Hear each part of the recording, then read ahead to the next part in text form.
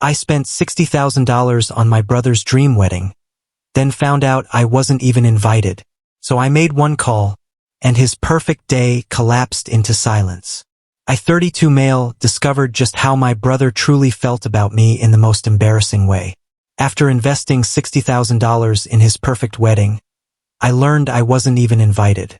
It all started 6 months ago when my younger brother came to me, tears in his eyes, saying his fiancée dreamed of a perfect wedding, but they just didn't have the funds. He painted a picture of her heartbreak and how they'd have to settle for something small and disappointing. As the successful older brother with a decent software business, I felt responsible to help out. I didn't just write him a check. I got hands-on because I wanted everything to be perfect for them. The venue alone cost $18,000. A stunning lakeside estate with gorgeous views and old oak trees. The florist charged $8,000 for arrangements that looked right out of a fairy tale. The DJ, a high-end guy who worked celebrity weddings, asked for $4,000. And the cake? A masterpiece from the city's top bakery, another $3,000. I covered everything, including the photographer, catering, and decorations. Throughout the planning, my brother seemed grateful, calling daily to share updates and ask for my thoughts on colors and menus. I thought we were bonding over this project. I even took time off work to drive him to vendor meetings, treating it as an important family moment. But 3 weeks before the wedding, I noticed I hadn't received an invitation. When I casually mentioned it, my brother looked uneasy and said they were still figuring out the guest list and had some venue capacity issues. I brushed it off, assuming family would definitely be included. 2 weeks passed and still nothing. So I asked again, more directly this time.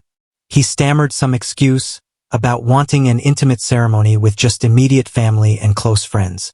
I reminded him that I was immediate family, his only sibling who had funded this wedding. That's when he finally came clean. His fiancée thought I was too awkward and socially uncomfortable. She worried I'd bring down the energy of their special day, and my brother agreed. He told me I had a talent for making conversations weird, that I didn't pick up on social cues, and that having me there would create tension for the other guests. I sat in my car outside his apartment for 20 minutes trying to wrap my head around what I had just learned. My own brother took my money, my time, my effort, and then decided I wasn't good enough to see the results. The wedding I made possible was too good for me to attend. That night, I made a big decision. I started calling the vendors, not to cancel everything, because that would have been cruel to the family who deserved to celebrate. Instead, I let each vendor know that there had been a change in payment arrangements. My brother would now be the one handling the financial responsibilities directly. The florist was puzzled when I told her my brother would need to cover the remaining balance before delivery. I had already paid half as a deposit, but the other $4,000 was due on delivery day. She assured me that was standard practice and she'd collect from the groom that morning. The DJ had a similar setup. I'd paid half up front, and he expected the remaining $2,000 before setting up. He didn't mind when I said the groom would handle the final payment. The cake designer was relieved to hear about the change.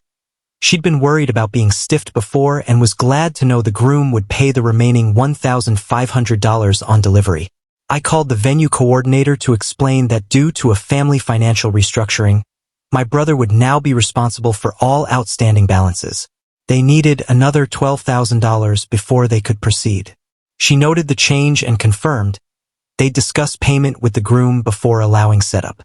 The photographer was the easiest chat. I told him arrangements had changed, and he'd need to collect his remaining fee from the groom before shooting. He thanked me for the heads up. None of the vendors seemed fazed by the payment switch. It happens often when family financial situations change. They had their contracts and would get paid, just from someone different than originally planned. What my brother didn't know was that I had structured all the payments to leave hefty balances due on the wedding day.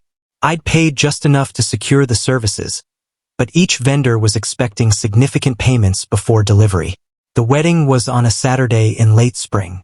I spent that morning doing regular weekend chores, cleaning my apartment, going for a run, grabbing coffee from my usual spot.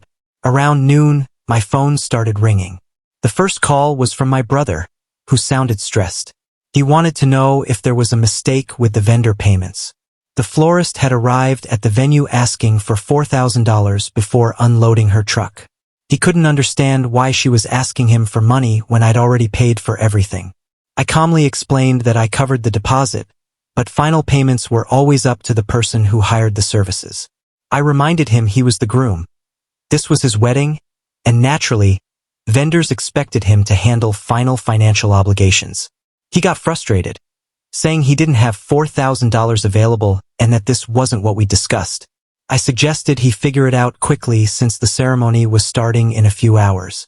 An hour later, he called again.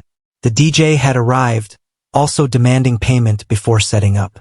My brother was starting to panic because it was clear this was not just a problem with the florist. He asked if I could cover the final payments, promising he'd pay me back later. I told him I'd already given more than enough for his wedding, and it wasn't fair for me to handle every expense when I wasn't even invited to enjoy the celebration. He was silent for a long moment after that. 20 minutes later, the bakery called. They'd arrived with the cake, but wouldn't release it without payment. The venue coordinator was also asking about the outstanding balance before setting up the ceremony. My brother's voice cracked as he realized how massive the issue was. He wanted to know why I was doing this to him, why I was ruining his wedding day. I explained that I wasn't ruining anything. I just wasn't going to pay for a party I wasn't invited to. I suggested he reach out to his fiancé's family or friends for help with the remaining costs since those were the folks whose opinions mattered about the wedding. By 3 p.m., just 2 hours before the ceremony, my brother called, completely desperate. None of the vendors would provide their services without payment. The florist had already left with all the arrangements. The DJ was packing up his equipment. The cake was stuck in a delivery truck that wouldn't be unloaded until someone paid the balance. The venue coordinator had informed guests that there would be a delay while they sorted out financial issues. Family members stood around in their formal clothes, confused about why nothing was set up for the ceremony. My brother begged me to fix everything, promising I'd be added to the guest list and saying there had been a misunderstanding. Of course I was welcome at his wedding. I listened to his promises and panic. Then I explained something. The money wasn't the main issue. The real issue was that he took my generosity and decided I wasn't worthy of sharing in the joy it created. He looked at everything I provided and decided the person who made it all possible was unfit to be there.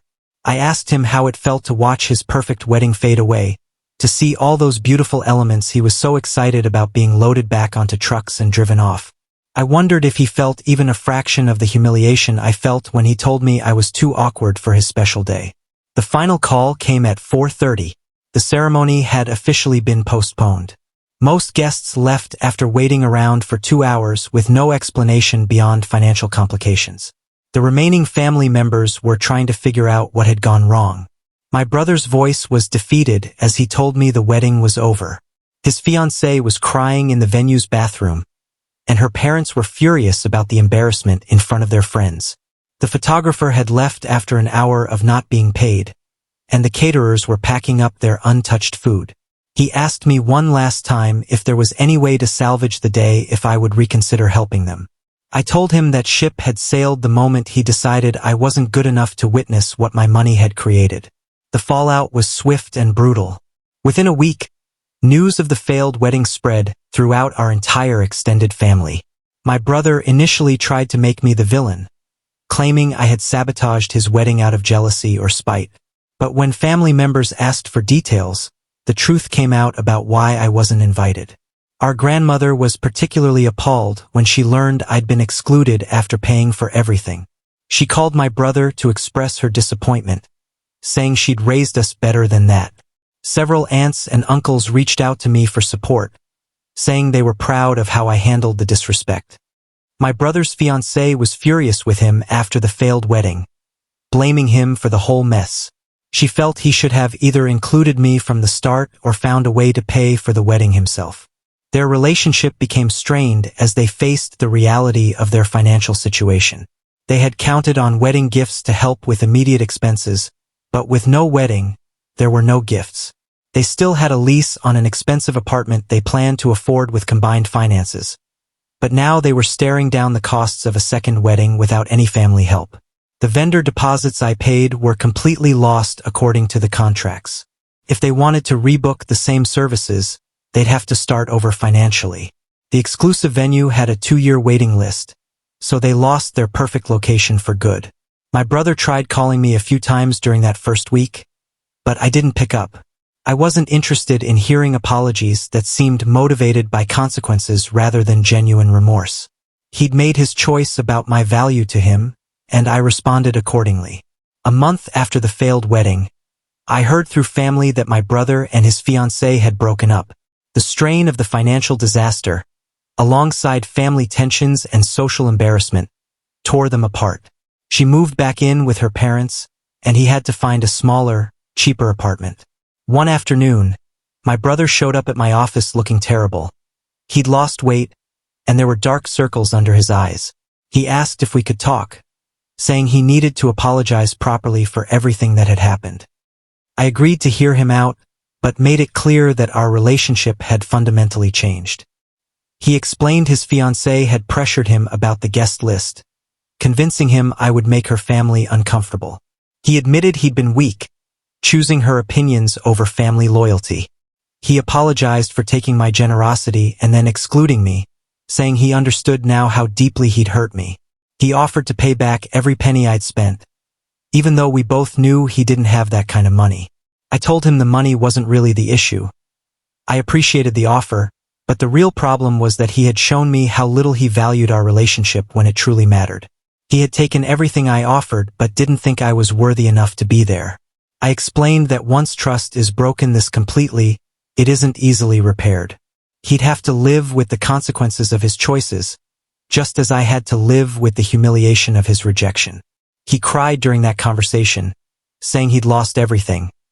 His fiancée, his dream wedding, his relationship with me, and the respect of our family. I felt bad for him, but it seemed like these were the natural consequences of his actions. Fast forward 6 months, and my brother was dating someone new. I heard about it from our mom, who was cautiously optimistic that he'd learned from his mistakes. He had been completely honest with his new girlfriend about what happened with the failed wedding, taking full responsibility for his poor judgment. The new girlfriend even reached out to me on social media, saying she'd heard the whole story and wanted to meet the brother who taught such an important lesson about respect and family loyalty. She got that he needed to face consequences for his actions. I agreed to meet her, and I was impressed by her directness and maturity. She didn't make excuses for his behavior, but explained that he'd grown significantly from the experience. She said he viewed our strained relationship as his biggest regret from that time. With her encouragement, my brother and I started having occasional conversations. They were awkward at first, but then felt more natural. He never tried to downplay what he'd done or rush the healing process. He understood that rebuilding trust would take time and consistent better behavior. A year later, when he and his new girlfriend got engaged, he called me right away. He wanted to be transparent about wedding planning and hoped I'd play a significant role in the celebration. He promised I'd be honored as his brother and that my opinion would matter in all decisions.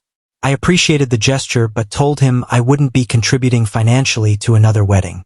He understood completely and said he and his fiancée planned to pay for everything themselves, no matter how modest it needed to be.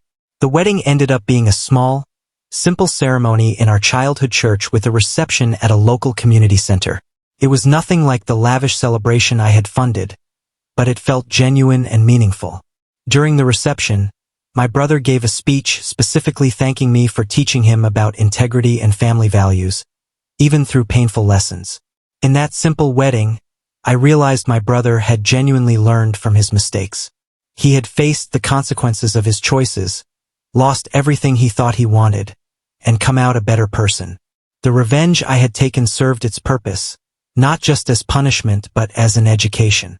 Looking back, I don't regret my decision to let his dream wedding fall apart. Sometimes people need to feel the weight of their choices to truly understand. My brother learned that you can't build happiness on a foundation of disrespect and exclusion. The silence at his initial ceremony taught him more about family loyalty than any lecture ever could. The simple wedding he eventually had turned out to be infinitely more meaningful than the extravagant one that never happened, precisely because it was rooted in honesty, respect, and real relationships rather than superficiality and social anxiety.